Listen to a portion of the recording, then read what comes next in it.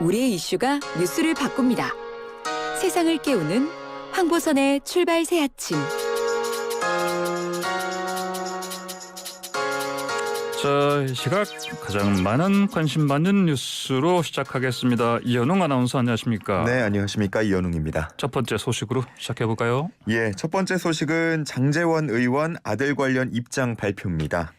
장제원 의원이 아들 래퍼 관련해서 장용준 씨, 관련해서 입장을 발표했다 이런 말씀이죠? 예, 어제 한 언론 인터뷰를 통해서 참담한 마음을 전했습니다. 아들 문제에 대해서는 국회의원으로서 어떤 영향력도 행사하지 않을 것이라고 분명히 밝힌다고 했고요. 사법당국의 아들의 잘못을 법과 원칙에 따라 신속히 처리해 주길 바란다는 말도 덧붙였습니다. 전혀 관여하지 않겠다 이런 얘기네요? 맞습니다. 이런 입장을 발표한 건 역시나 국민적 공분이 점점 더 커지고 있기 때문으로 볼 수 있겠는데요. 지난 2019년에 음주운전 사고 일으켰고 운전자 바꿔치기를 시도한 것으로도 알려졌죠. 그러면서 집행유예를 선고받았는데 지난 18일에 집행유예 기간 중 다시 무면허 사고와 음주 측정 거부, 또 경찰관 폭행 등의 문제를 일으켰습니다.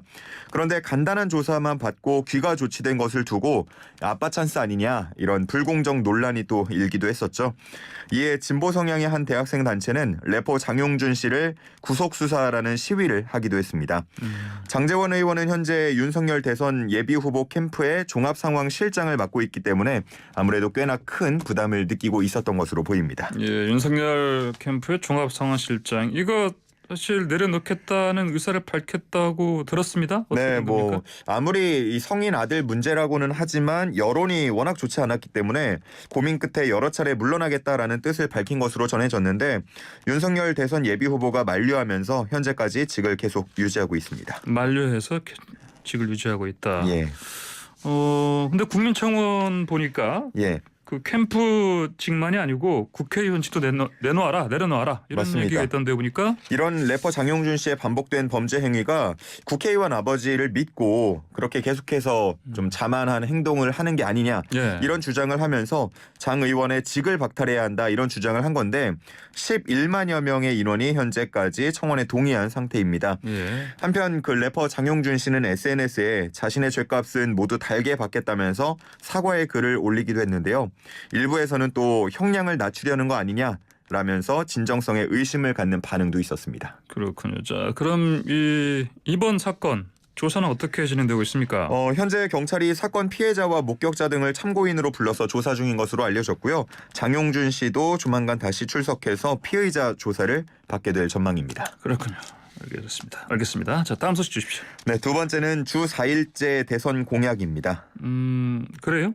예. 이거는 누가 낸 겁니까? 심상정 의원을 비롯해서 여러 논의가 좀 되고 있는데 최근 들어서 주 4일제에 대한 일반의 관심이 워낙 커지고 있고 이런 흐름은 이번 선거뿐만 아니고 이전 선거까지 해서 선거 때마다 몇 차례나 좀 나오고 있는 공약 중에 하나죠. 역시 아까 말씀드렸다시피 정의당의 심상정 의원이 좀 대표적이라고 할 수 있는데 유럽 등과 비교하면서 이미 선진국들은 노동시간을 줄이고 삶의 질을 높이고 있다면서 우리나라도 이제는 도입할 때가 됐다 이런 주장입니다. 그래요. 근데 이런 걱정이 나올 수밖에 없잖아요. 노동시간이 줄어들면 당연히 그 임금이 줄어드니까. 예.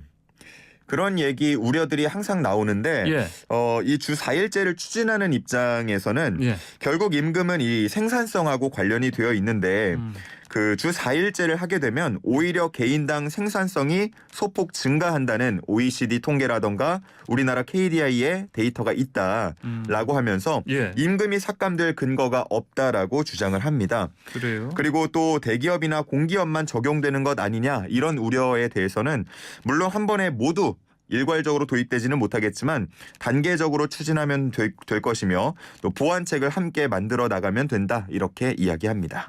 그래요. 주 4일 동안에 집중해서 일을 하면 이 생산성이 더 올라간다? 떨어지지 않고? 소폭 올라간다라는 일부 데이터가 있긴 합니다. 그래요? 예. 그렇군요. 이게 근데 이전에 그 4.5일제 공약도 나오지 않았었나요? 맞습니다. 이제 주 4일제는 한 번에 도입하기에 너무 이제 큰 변화다 보니까 한 번은 4일 하고 그 다음 주는 5일 하고 이런 식으로 하면서 격주로 4일제 근무를 하는 건 어떠냐 이런 것도 논의가 됐었는데요.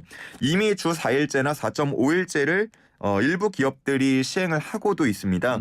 이런 기업들로부터 뭔가 의미 있는 좀 데이터가 나온다면 주 4일제 논의가 더 본격화될 수도 있겠습니다. 그렇군요. 여론도 사실 좀 봐야 되지 않겠습니까? 그렇습니다. 실제 이 주 4일제에 대한 뭐 댓글 반응도 좀 극명하게 나뉘는 입장이었는데 뭐 찬성 입장은 앞서서 제가 뭐 데이터라던가 이런 것들을 말씀드렸기 때문에 그걸로 이제 좀 반영된다고 보고요.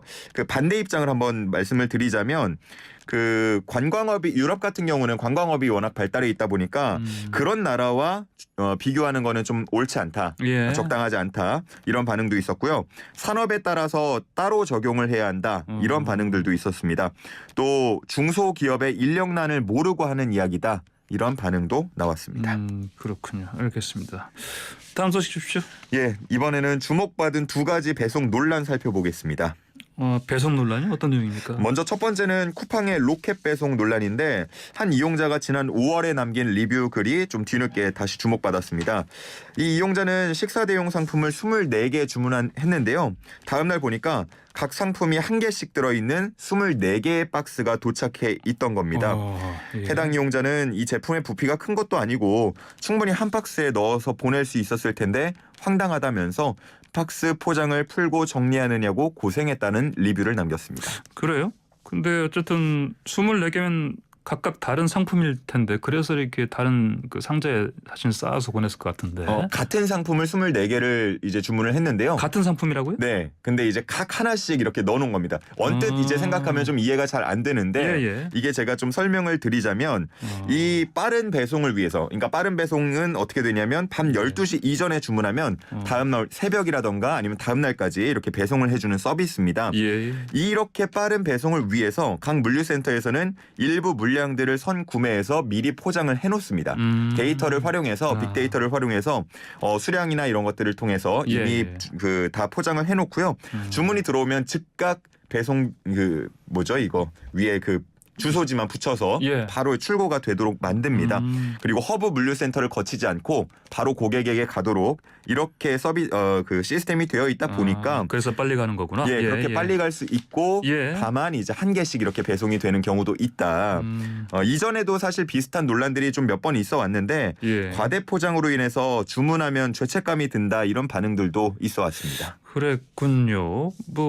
그러면 이거 어떻게 바꿔야 되는 겁니까? 일단은 뭐 기업 측의 노력도 어느 정도는 필요하겠는데요. 그동안에 보면 뭐 스티로폼 포장 소재를 가급적 종이 박스로 대체한다던가 재활용이 안 되는 쓰레기를 재활용 가능한 소재로 개선하려는 노력 등은 해왔습니다.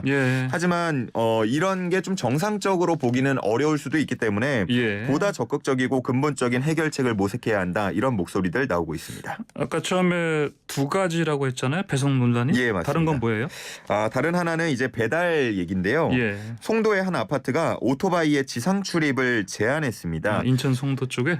안전 때문도 있고요. 소음 때문도 있었는데 그래서 지상 출입을 막고 지하 주차장을 이용하도록 했습니다. 하지만 배달 종사자 노조는 이 아파트의 배달을 중단하겠다 이렇게 맞섰는데요. 오토바이 특성상 지하 주차장은 미끄러워서 사고 위험이 크고 또 사고가 나게 되면 그 피해는 온전히 배달 노동자가 떠안아야 한다라는 이유 때문이었습니다. 이어서 단지 내 속도 제한이나 오토바이 진행 통로 구역 지정 등의 또 좀 현실적인 방안을 협의하자 이렇게 이야기를 하기도 했습니다. 그렇군요. 알겠습니다. 자, 다음 소식 주십시오. 마지막은 10월부터 시작되는 카드 캐시백입니다. 카드 캐시백이요? 다음 달부터?